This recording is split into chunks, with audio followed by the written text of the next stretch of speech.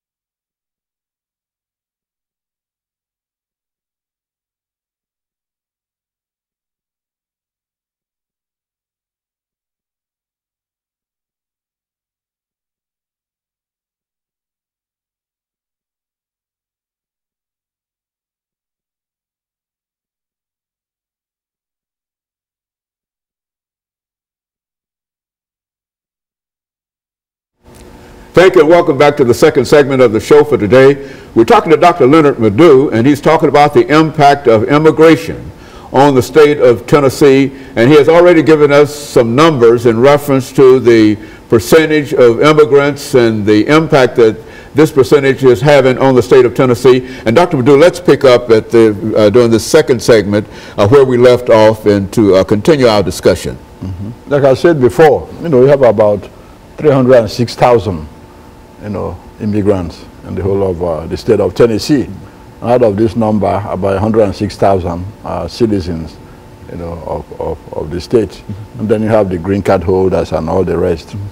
And then out of this number, 47% are Latinos. And like I said, when you talk of Latinos, you include those from South America, Argentina, Venezuela, Bolivia, Peru, Ecuador, then those from Central America, Honduras, Jamaica, Guyana and all that, then, El Salvador, Nicaragua, all of them. Latinos, 47%. The Latinos.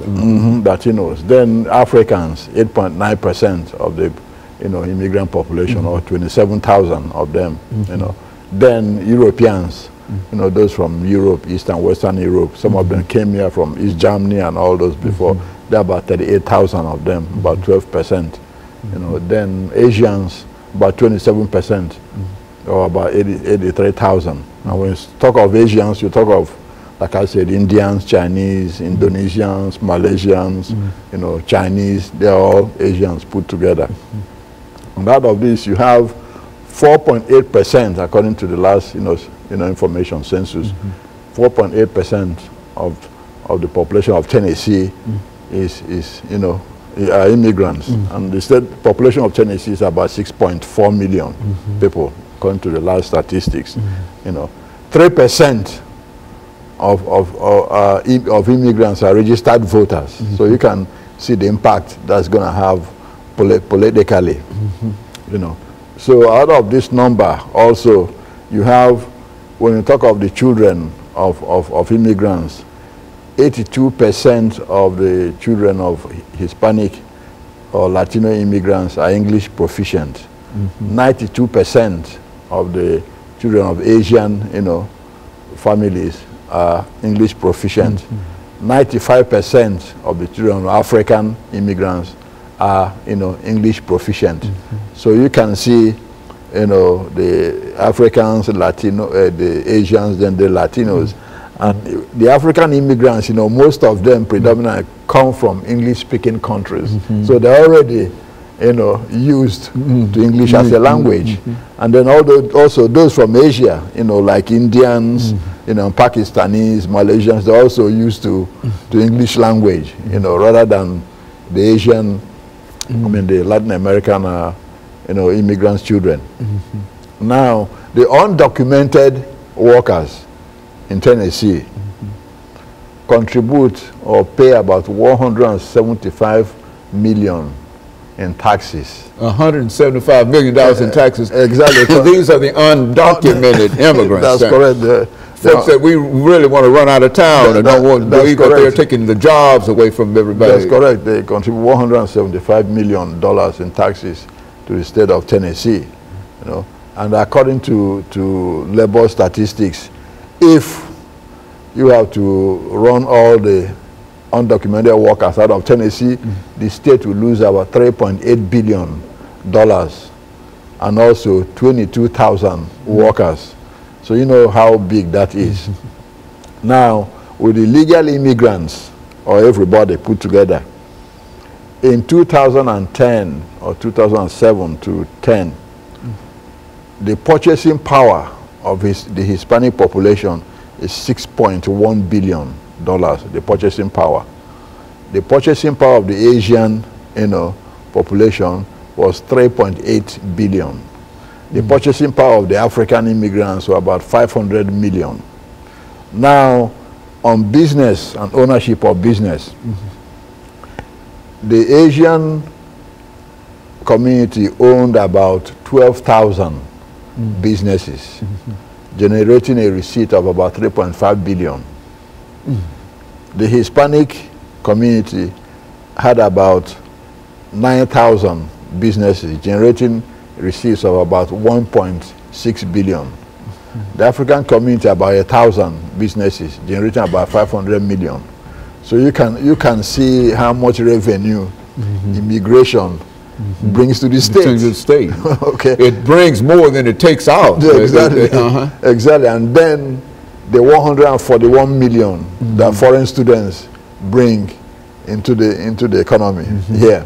So you can see that it's a win-win for both sides, both the government and the immigrants, both legal and illegal.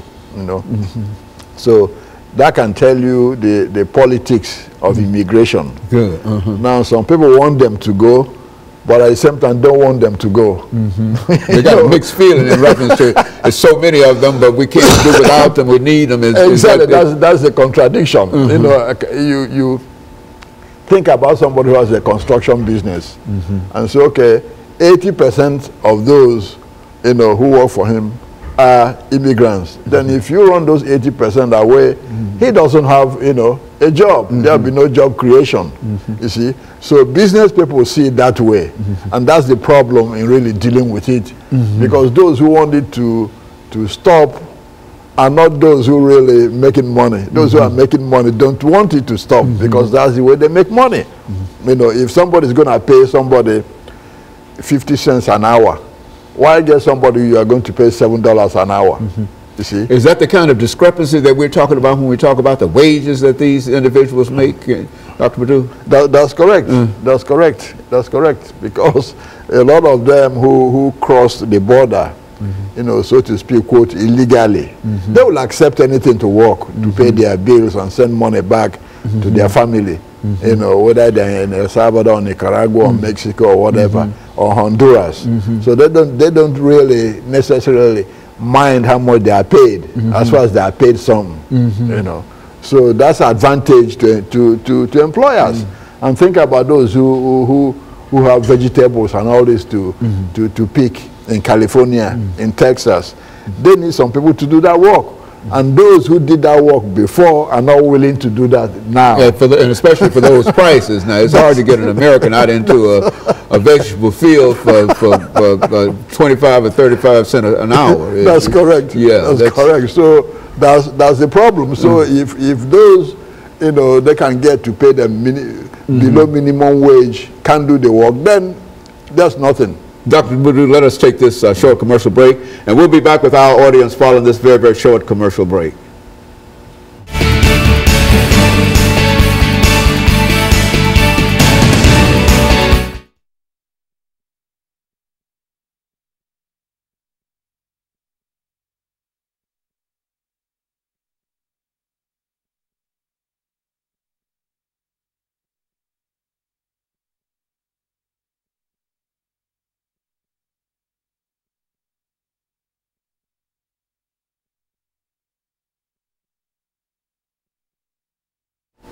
Thank you and welcome back to the final segment of the show for today. We're talking to Dr. LMadu, and the topic is the impact of immigration on the state of Tennessee, and he's given us some amazing figures in reference to the population as well as some of the activities that many of these groups are involved in, that simply leads us to believe that they play a significant part in the economy of the state of Tennessee as well as the economy of the nation. Dr. LMadu, let's pick up where we left off in reference to that. You know, like the last statistics show that the whole immigrants in the United States contributed $775 billion to the economy. Most of the new inventions, you know, that MIT, Caltech, Harvard, are by immigrants, one quarter, you know, of them. You know, most of the PhDs are immigrants. That's one of the reasons, you know, the Silicon Valley and all this wants to keep them. Now, overall, why do immigrants come? Some of them come because of the conditions in their countries. Some of them are professionals, you know, who've been, you know, granted some visas, you know, employment visas to be here. Some of them came also because of civil strife. For example, I mentioned the El Salvadorians. You know, the Nicaraguans were also given waivers, you know, to come here when there was strife in the country between the Sandinistas, you know, and the United States government. A lot of them were given visas to come here. When there was problem in Vietnam, you know, when the Saigon government fell, you know, hundreds of thousands of Vietnamese were given visas to come to the United States. When Saddam Hussein was overthrown, you know, hundreds of thousands of Croats, you know, were given visas to come here also. And in fact, Nashville has the largest number of Croats in the whole United States. You have about 11,000 Croats who were resettled here in Nashville, Tennessee. That's why they call Nashville the little Kurdistan. Or or the southern Kurdistan, you know, of the United States, because this is where you have the largest number. When there was strife in Somalia, you know, after the overthrow of President Siad Barre, a lot of Somalis were given, you know, visas to come to this country. You know, that's why you have about 5,000 Somalis who are settled here in Nashville, Tennessee. You know, people don't know that this is one of the largest Somali, you know, community in the country. When there was strife in Sudan, you know, the Southern Sudanese, the State Department also gave them a lot of visas to resettle here in the United States. About 2,500 of them were resettled here. When there was strife in Ethiopia, you know, when Mengistu's government was overthrown and there was civil war, a lot of thousands of Ethiopians were also given visas to come to the United States and stay. A lot of them ended up here in Nashville. You know, same from Uganda, same from Tanzania. Then in Asia, you know, Malaysia, Singapore, Philippines, they all have agreements to you know, a number of refugees or legal immigrants, you know, every year to the United States. Now the problem we are having is that a lot of, you know, those that the government wants to send back, you know, to their countries have been here for long, you know, established and all that, which is the 11 million we're talking about. But at the same time, this 11 million contribute a whole lot of money to the United States economy. And most of their employers actually want them to stay, because without those workers, those companies will fold. You've seen a lot of companies shutting down here and there, you know, before. Yeah, when the deportation rate, was spiking up, a lot of them started going back, to Mexico or to Nicaragua, where they came from, until they stopped again and they started coming back. You see, so a lot of businesses, particularly the housing business, agriculture business, they need them because some of the jobs they do, most people won't do it for the price that the employers are willing to pay. Now if an employer is willing to pay somebody $4 an hour to dig ditches on the road, most Americans won't accept that, that kind of money for anything. How much more digging, ditches on the road. So when you have those people send them back, that employer loses a lot of money, and what happens? The company folds up. And you know that most businesses in this country are created by small businesses, who hire 10, 20, 30 people, 50 people here and there. And most of those small businesses need this kind of workers because the wages are not high. They don't have to pay social security and all this. They just pay them. And sometimes it's paying in cash and just forget the whole thing. No tax records or no kind of records. And that's now, is that that's a real problem in terms of immigrant? Now, what about the labor unions in the state of Tennessee? How do they feel about this immigrant population, Dr. LMadu? Well, I think it's twofold. The labor union supports legalization and paying them fair and adequate wages because you benefit the unions, instead of paying them under the table. So the union is strongly in favor of legalization. Exactly. But at the same time, doesn't want mass deportations because it will affect them too. You see, because if a lot of those companies and organizations who belong to labor union are heavily influenced with the Latino population, particularly in California. You talk of the growers business and all this, they are predominantly from Latin America, you see. So the labor union is caught in between. But the best, policy is favor, legalization, but at the same time, fair wages for these immigrants. Because at times it becomes exploitation. See, when you use them and don't pay them adequately. But then most of them, since they're undocumented, cannot complain anyway. Okay, they won't complain. That's the problem. So even if they're not paid, they won't even complain for fear of surfacing and the authorities, getting them. And so they're sort of under fear of not receiving the kind of adequate wage, but at the same time they're also fearful of the fact that if they make too much noise about it, then they might not have a job at all. And if they don't have a job at all, then they are almost automatically deported because of no wages or no jobs and etc. And so that's correct. Well, now, Dr. LMadu, looking over this whole issue, and I think we've talked about Tennessee, and I think the same thing could be said in reference to many other states.